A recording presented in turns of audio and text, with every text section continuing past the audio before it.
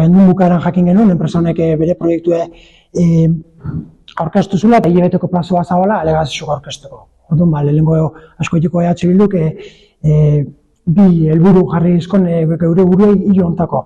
Batetiken, instituzioetatiken aldan erantzun indartsuna ematia, eta hortako ikusi genuen oso berresku ezala, albaldin bagenuen baintzen, lau herrisek batean lanien jartzea, eta lau udaletxiek, inplikaute gauden lau udaletxiek alkarrekin erantzutia, eta bestaletik erantzun hori aldan efikazena izatea, bai, aldan egokina izatea.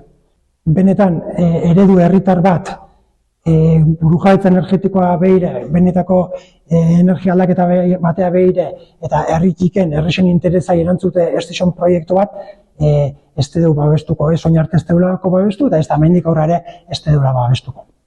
EH Bilduntzat berresku edana da, amendik eta aurreako bai.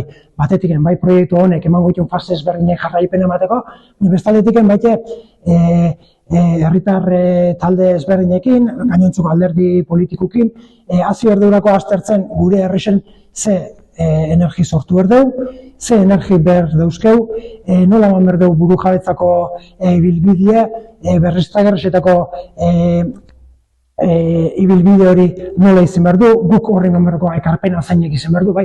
Orduan, asko da hausnartzeko, asko da eztabaidatzeko, EH Bildu horta egongoa, EH Bildu hortako prestutasun dauke, eta gure partetiken hori lantzen jarraituko dugu, eta konkretuki proiektu honire gure jarraipena egiten jarraituko iso, eta beste gabe gure balorazio eta esaten nahi genuna gai honen inguruen gaurko egunez.